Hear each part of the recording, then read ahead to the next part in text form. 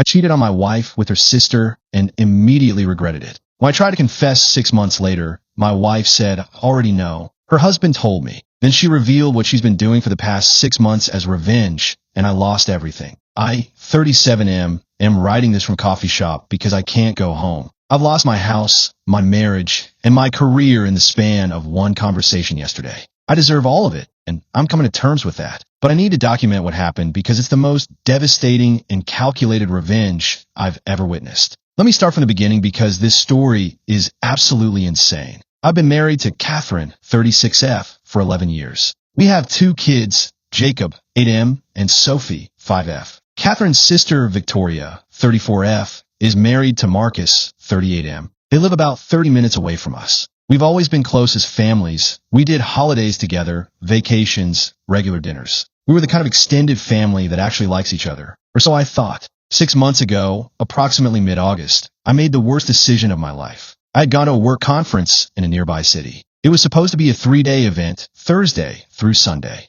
Catherine had a migraine that day and said she needed a rest. Victoria was going to come stay with the kids, so Catherine could sleep without being disturbed. But Friday night, Victoria texted me. She said Catherine was feeling better and had gone to bed early. She said she was bored at our house and wanted to get out. She asked if I want to get a drink with her. I should have said no. I should have recognized this as inappropriate. But I was lonely at the conference, I was drinking, and I made a catastrophically stupid decision. I told her there was a hotel bar near my conference hotel and suggested we meet there. We met, we drank, we talked, and then we made out in the hotel hallway. Then we went to my hotel room. What happened in that hotel room is the biggest regret of my life. I cheated on my wife with her sister. It lasted about 20 minutes before I completely freaked out about what I was doing. I stopped it, asked Victoria to leave, and spent the rest of the night having a complete mental breakdown in my hotel room. The next morning, I couldn't eat. I couldn't think about anything else. All I could think about was what I'd done to Catherine, to my family, to everything I'd built. I drove back home Saturday afternoon instead of waiting until Sunday.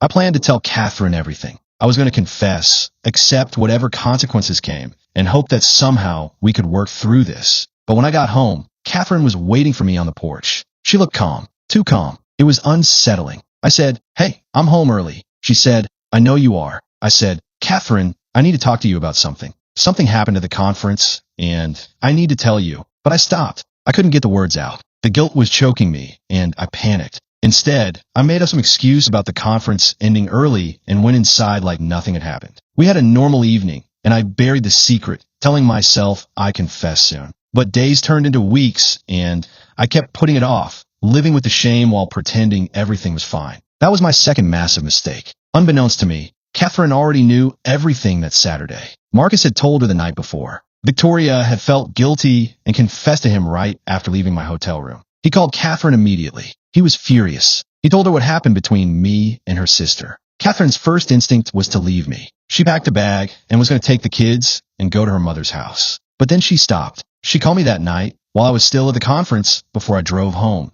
and acted normal. She asked about the conference. She chatted about the kids. She was completely normal. Over the next few weeks, she didn't confront me. She didn't tell me she knew. She waited. She watched. And she planned. For the past 6 months, since the night I cheated, Catherine had been planning her revenge in secret while I lived with my guilt, too cowardly to confess until yesterday. Yesterday, after 6 months of tormenting myself, I finally decided I couldn't take it anymore. I sat Catherine down and tried to confess everything from that conference weekend. She cut me off. She said, "I already know. Marcus told me." Victoria told him everything. How you texted her, how you met up, how you went to your hotel room. He felt it was only right to tell me, since she's my sister and you're my husband. I felt my knees go weak. I thought I was going to throw up. I said, "I was going to tell you back then." I drove home early to confess, but I panicked and couldn't do it. I've been living with this every day. Catherine said, "Were you? Or were you going to keep lying to me forever?" I said, "I don't know." I panicked. I made a terrible mistake, and I knew I had to tell you eventually. Catherine said, "You're going to regret a lot more than that moment." That's what she told me about her plan. Here's what she did. First, she documented everything. She hired a private investigator to gather evidence of the cheating. She got photos, testimony, hotel records, everything. She built an ironclad case of infidelity. Second, she consulted with a divorce attorney. She met with a divorce lawyer to understand her rights, her custody options, and what kind of financial settlement she could expect. The attorney told her that given my infidelity and her ability to prove it, she had a strong position for custody and support. Third, she started documenting my parenting. Catherine started keeping a detailed journal of every interaction I had with the kids. Every time I was late to pick them up, every time I forgot something for Jacob's school, every time I was distracted when Sophie was talking to me. She documented instances where I was dismissive, tired, or not fully present. She also documented positive interactions, times when I was a good father. The journal was comprehensive and detailed. Fourth, she documented my mental health and drinking. Catherine started keeping track of every time I had a drink, every glass of wine at dinner, every beer at a friend's house, every cocktail at a work event. She documented times when I seemed anxious or depressed or stressed. She was building a narrative of a husband who was mentally unstable and self-medicating. Fifth, she involved her sister. This is where it gets dark. Catherine confronted Victoria about the cheating shortly after Marcus told her. Victoria was devastated and remorseful. Catherine told her that she was going to divorce me, but before she did, she wanted Victoria to help with something to ensure the kids were protected, and I faced full consequences. Catherine asked Victoria to reach out to me under the pretense of talking about what happened, to see if I'd put myself in compromising situations again, gathering evidence of my poor judgment. Victoria agreed, driven by her own guilt and a desire to make amends to her sister by helping expose any ongoing risk I posed to the family. Over the course of the next 5 months, Victoria reached out to me multiple times. She texted me. She suggested we grab coffee to talk about what happened. She engineered situations where we'd run into each other at mutual friends' houses. And eventually, I was stupid enough to agree to meet her alone, thinking we could clear the air and move on without telling Catherine. This happened 3 separate times over the 5 months, approximately November, January, and March. Each time, Victoria attempted to steer the conversation toward seduction, testing if I'd fall again. Each time, I stopped it before anything physical happened. I felt guilty, I felt ashamed, but I also felt like I was resisting temptation and trying to resolve the mess I'd made. Catherine documented all of it. She had investigators following me. She had Victoria recording conversations. She gathered evidence that I was repeatedly putting myself in situations with Victoria, that I was meeting her secretly, that I was continuing to maintain contact with her despite the initial cheating. Sixth, she involved my employer. Catherine found out that the tech company I worked for, a major firm, had very strict policies about workplace conduct and ethics. She reached out to their HR department with an anonymous tip about my pattern of sexual harassment and inappropriate workplace behavior. She included detailed allegations of me hitting on female coworkers, making uncomfortable comments, and creating a hostile work environment. She provided names of women I worked with, dates, and specific incidents. I want to be clear, none of this was true. I never harassed anyone at work. Catherine fabricated these allegations. My company launched an investigation. It lasted 2 months. While the investigation was ongoing, I was put on administrative leave. The investigation cleared me of all charges. The company confirmed that there were no substantiated allegations against me and no evidence of harassment. They apologized for the ordeal and offered to let me return to work. But the damage was done. Rumors had spread through the office. People were cautious around me. Some of my clients had requested different account managers. My reputation was damaged, and even though I was cleared, the stigma remained. Seventh, she poisoned my relationship with my children. Catherine started telling the kids that I was going away for a while, and that sometimes daddies make mistakes and need to take a break. She started emphasizing to Jacob that he needed to be the man of the house and take care of his mother. She started telling Sophie that I was very sad and might not be around as much. She was systematically preparing the children for my absence and positioning herself as the stable, present parent. Eighth, she documented my infidelity patterns. Catherine documented the 3 occasions where Victoria reached out and I met with her. She had investigators photograph us together. She had recordings of Victoria's attempts to steer things romantically. She gathered evidence that looked like I was having an ongoing affair with Victoria over the 5-month period. If someone looked at the evidence without context, it would appear that I had been cheating repeatedly with Victoria, that I couldn't stay away from her, that I was prioritizing the affair over my family. Ninth, she involved Marcus. Catherine and Marcus coordinated their plan. Marcus agreed to catch Victoria in the act, even though nothing was actually happening anymore. He agreed to be there during one of Victoria's final outreach attempts and to discover us together. This happened last month. Marcus showed up at a coffee shop where I was meeting Victoria. He saw us talking, walked over, and made a scene. He yelled about Victoria cheating on him with me. Other customers witnessed it. It was humiliating. Later, Catherine used this public scene as evidence of my ongoing affair with Victoria. 10th, she filed for divorce. Last week, Catherine filed for divorce. Her attorney presented all of the evidence she collected over the 6 months.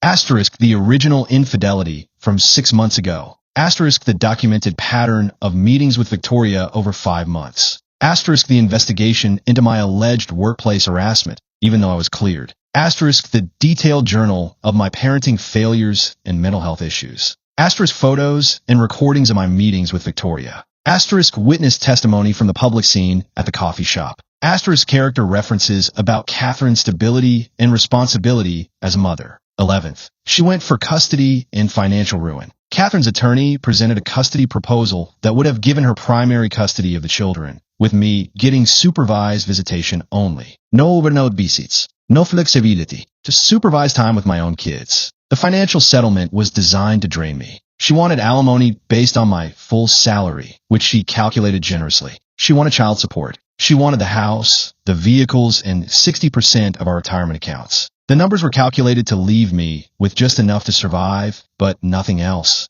12th. She leaked information. Catherine made sure that our mutual friends found out about the infidelity. She told them about my pattern of cheating with Victoria. She didn't tell them that the cheating wasn't actually ongoing, just that I'd repeatedly met with Victoria over months. She told my parents about my alleged workplace harassment, the allegations that were investigated and found to be false. She told everyone about my mental health struggles and drinking problem based on her exaggerated documentation of normal social drinking. My entire social circle turned against me. Friends who I'd known for decades suddenly didn't want to talk to me. My parents were disappointed and uncertain. Extended family was gossiping. Update 1. 1 day later. I haven't slept. I've been processing what Catherine told me and the reality of my situation. The divorce attorney representing Catherine has filed papers. The custody proposal is exactly what Catherine described. Supervised visitation only, no overnights with my children, alimony and child support that will devastate me financially. My own attorney, who I hired this morning, reviewed all of Catherine's evidence. He said that while much of it is manipulated or exaggerated,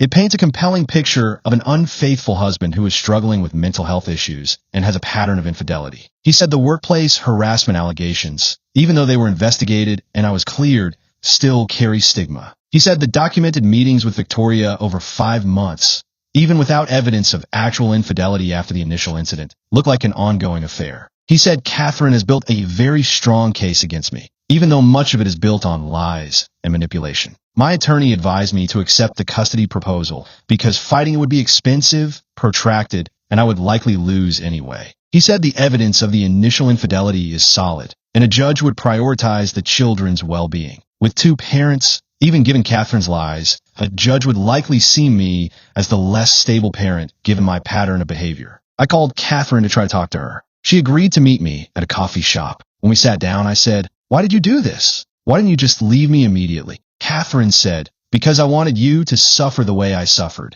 I wanted you to lose everything the way I was willing to lose everything. I wanted you to understand the magnitude of what you did." I said, "But most of what you've done is lies. The workplace allegations were false. The pattern of cheating with Victoria didn't actually happen after that first time. You manipulated everything." Catherine said, "I know, but who's going to believe you? You already cheated on me once. You already met with Victoria multiple times afterward. The evidence is there, even if the interpretation is exaggerated. You put yourself in a position to be accused because you were weak enough to meet her alone after you'd already betrayed me." I said, "What about the kids? How do you justify poisoning them against their father?" Catherine said, "I didn't poison them. I prepared them for the reality that their father made choices that would separate us. I gave them context for why things were changing." I said, "You told them I was mentally ill and going away." Catherine said, "You are struggling. You drank too much to work through your problems. You cheated on me. Those are facts." I said, "But most of what you presented as evidence is exaggerated or misleading." Catherine said,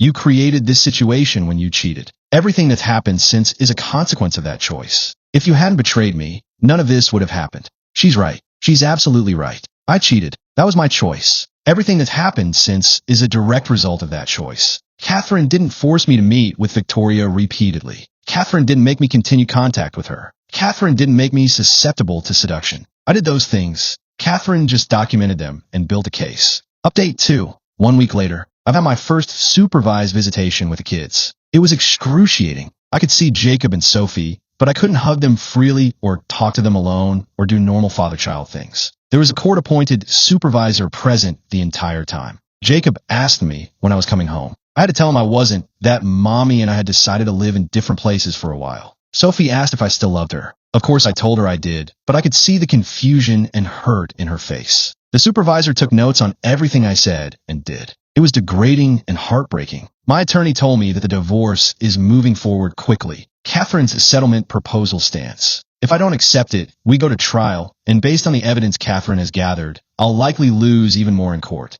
I've decided to accept the settlement. I can't afford a prolonged legal battle, and I don't have the emotional energy to fight this. I'm losing my house. I'm losing primary custody of my children. I'm going to pay Catherine alimony for the next 10 years in child support until both kids are 18. I'm going to work, but have very little left over after paying her. My career has been damaged. I've been cleared of the harassment allegations, but the stigma remains. 2 of my major clients have requested different account managers. I've gone from a high-earning position to barely scraping by financially. My social circle has shrunk. Some friends have reached out privately to apologize for how they reacted, but most have just distanced themselves. My family is disappointed but supportive. My parents have offered to let me stay with them while I figure out housing. Update 3. 1 month later. The divorce has been finalized. I signed the settlement papers. It's official. I'm living in my parents' guest room. I'm working, but my salary barely covers alimony, child support, and my personal expenses. I have no savings left. I had to sell my car to help pay for legal fees. My supervised visitation with the kids is painful. Jacob is angry. He doesn't understand why I had to leave. Sophie is withdrawn and sad. She asked why Mommy said I was sick. I've been trying to repair my reputation at work, but it's slow going. Some relationships are damaged beyond repair. Catherine reached out to me through her attorney. She said she's willing to modify the custody arrangement if I admit publicly that I was unfaithful and that Catherine is a better parent than I am. My attorney advised against it. He said admitting to something like that could have legal ramifications and would further damage my reputation. But here's the thing. It's all true. I was unfaithful. Catherine is a better parent than I am right now. I lost the right to be an equal parent when I chose to cheat on my wife and then continued to maintain contact with her sister despite my betrayal. I'm not taking Catherine's offer. I'm accepting that I deserve every consequence that's come from my actions. Update 4. 2 months later. Catherine has agreed to modify the custody arrangement without requiring a public admission from me, saying she's starting to regret the intensity of her revenge and wants to focus on what's best for the kids long term. Jacob and I have started going to therapy together. He's processing his anger and confusion about the separation.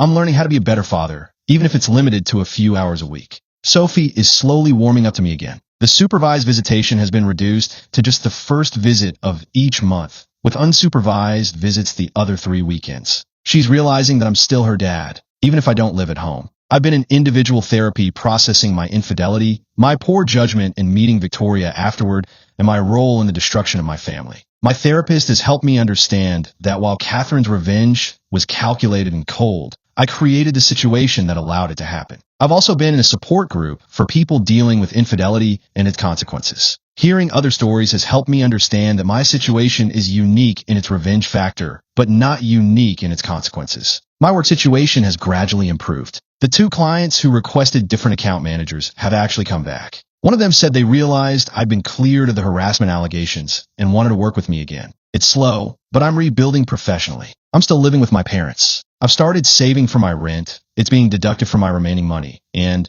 I should be able to get my own place in about 6 months if my financial situation continues to improve. Update 5. 4 months later. I've been divorced for 6 months now. Life has slowly become more stable. Jacob and I are making progress in therapy. He's processing his feelings about the separation, but he's also starting to see that I'm a good father, even if I made a terrible mistake. He still asks if Mommy and I will get back together, but he's accepting the reality of our divorce. Sophie is back to normal with me. We're having regular unsupervised visits, and she's happy to see me. She's resilient in the way that 5-year-olds are. She misses me when I'm not there, but she's okay. Catherine and I have established a co-parenting routine that works. We communicate through an app. We split holidays and school events. We keep things civil for the sake of the kids. She's no longer taking revenge. She's moved on. I found out that Victoria and Marcus are also getting divorced. Victoria was devastated when Marcus initially caught me with her at the coffee shop, but that devastation turned into anger at Marcus for being part of Catherine's revenge plan. They're working through it in counseling, but their marriage has been strained by the whole situation. Marcus reached out to me and apologized for his role in Catherine's revenge. He said Catherine had convinced him that he was protecting Catherine by helping her gather evidence and set up the final scene at the coffee shop. He said he's now understanding that he was complicit in manipulation and lying. I didn't forgive him immediately, but I appreciated the apology. He was doing what he thought was right, just like I was doing what I thought was right when I cheated, which was nothing right about it. I've moved into my own small apartment. It's not much, a one-bedroom in a less expensive neighborhood, but it's mine. I furnished it gradually with secondhand items. My kids are starting to feel comfortable here. My salary is still being heavily impacted by alimony and child support, but it's manageable. I'm no longer living in poverty, just in a much smaller financial reality than before. Update 6. 6 months later. I've been divorced for a year now. Life has stabilized significantly. Jacob is in therapy and doing better. He's adjusted to the new living situation. He understands that his parents are no longer together, but he also understands that both of his parents love him. He's learning that people make mistakes, and that doesn't mean they stop loving their children. Sophie is thriving. She loves spending time with me. My apartment is slowly becoming her second home, with toys and books and a bed just for her. Catherine and I have a genuinely functional co-parenting relationship. We communicate regularly about the kids. We both attend their school events. We've even joked a few times, not laugh out loud joking, but acknowledgement of absurdity in a difficult situation. I asked Catherine if she regrets the revenge. She said she doesn't regret standing up for herself, but she regrets how she did it. She said she let anger and hurt drive her to do things that weren't in line with her values. She said her therapist has helped her understand that revenge only deepens pain, not heals it. I asked her if she forgives me for cheating. She said she's working on it, but forgiveness is a process. She said she doesn't hate me anymore, and she recognizes that I'm trying to be a better person and a better father. I told her I'm sorry. I've said it many times over the past year, but I wanted to say it again. I'm sorry for betraying her. I'm sorry for the pain I caused. I'm sorry for being weak enough to put myself in situations with Victoria that could be misconstrued or manipulated. She accepted my apology without saying whether she forgives me, and I think that's fair. Final update. 1 year later. I've been divorced for 2 years now. I'm writing this update because I want to document where I am and how I've changed. I'm still living in the same small apartment. My financial situation has stabilized. I'm not wealthy, but I'm not struggling anymore. I'm building modest savings again. My relationship with Jacob and Sophie is strong. Jacob is in his 3rd year of therapy, and he's processing his feelings about the divorce in a healthy way. Sophie is happy and well-adjusted. I have regular custody 50% of the time, and my relationship with both kids is loving and supportive. Catherine and I have achieved what feels like genuine co-parenting. We're not friends, but we're friendly. We text about the kids, we coordinate schedules, and we both show up for our children in meaningful ways. My career has fully recovered. I've been promoted to a senior account manager position. The harassment allegations from Catherine are now old news, and my clients and colleagues have moved past that situation. I've been in therapy for the entire 2 years. My therapist has helped me understand the choices I made, the consequences of those choices, and how to be a better person going forward. I've also been in a support group for people recovering from infidelity. I've listened to countless stories of betrayal, revenge, and recovery. I've shared my story many times. I've learned that there are no easy answers and that healing takes time. I'm no longer dating anyone seriously, but I'm open to the possibility. I've learned that I need to be comfortable with myself before I can be in a healthy relationship with someone else. I've done a lot of work on understanding my insecurities, my triggers, and my patterns of behavior. Catherine is dating someone new. I've met him a few times. He picks up the kids occasionally. He seemed like a good person. I'm happy that she's moved on and found someone who makes her happy. Victoria and Marcus did eventually divorce, but not because of the revenge situation. They divorced because they realized they wanted different things from life, and they weren't compatible as partners. They're now friendly co-parents to their 2 kids, and they've both moved on with their lives. Looking back on everything that's happened, I can see how my infidelity set off a chain reaction of revenge, manipulation, and pain. I can see how Catherine's actions, while understandable from an emotional standpoint, created more damage than healing. I can also see how I'm responsible for all of it. I cheated. I continue to see Victoria despite my betrayal. I put myself in vulnerable situations with her. I created the circumstances that Catherine could manipulate. Would I change things if I could? Absolutely. I would never cheat on Catherine. I would be faithful to my wife. I would treasure the family I had instead of throwing it away for a moment of weakness. But I can't change the past. All I can do is be a better person, a better father,